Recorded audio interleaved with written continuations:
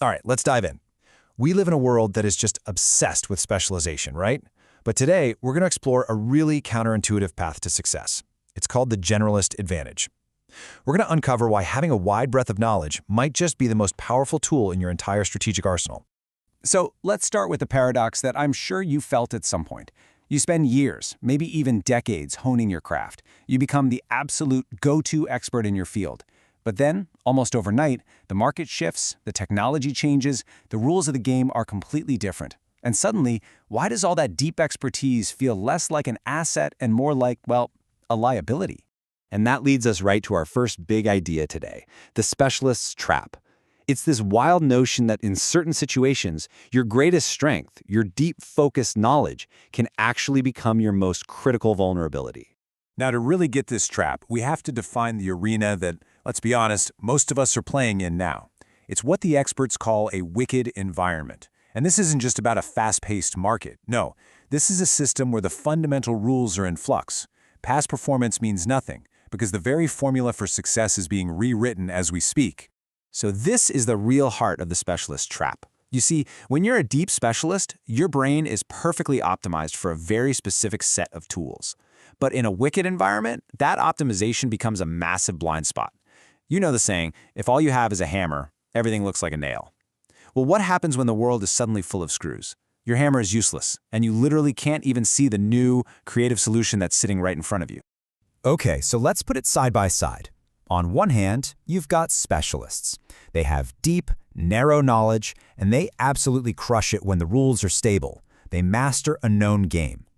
But on the other hand, you have generalists. Their whole thing is thriving on change. Their advantage isn't depth, it's breadth. That ability to connect ideas across totally different domains. So when the entire game board gets reset, guess who sees the new patterns first? It's the generalist. So if the wicked environment is the problem, then a generalist mindset is the answer. This brings us to the core of our strategy today, the Generalist Advantage.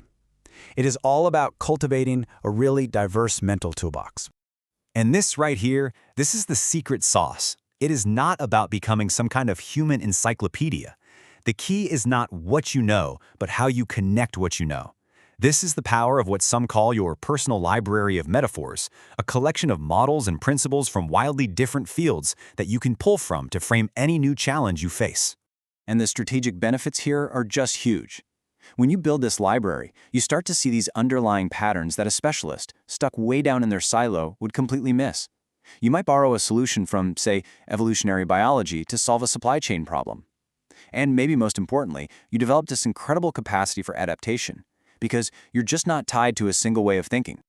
Now, I know this might sound a little abstract, but there's actually a practical, repeatable system for doing this. It's called the FAR Transfer Protocol, and it's basically a framework for systematically thinking like a generalist to create some amazing cross-industry breakthroughs. And it's a beautifully simple three-step process. First, you find a problem in a completely different world, like nature or art or music, that has a similar structure to your own.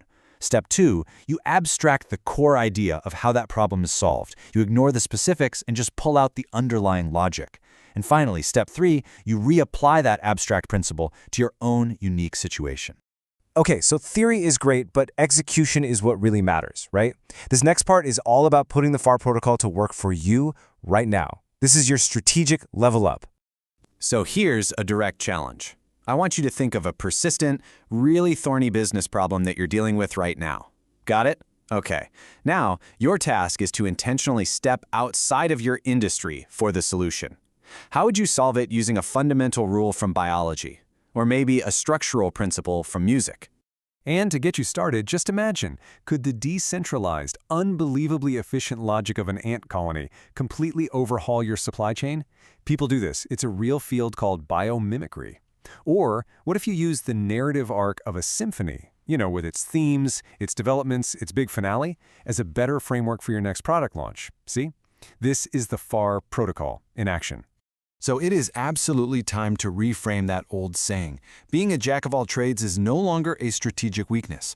In a world that is defined by constant, unpredictable change, the ability to synthesize, to connect, and to adapt, well, that is the ultimate form of mastery. In a wicked world, the generalist is the new master.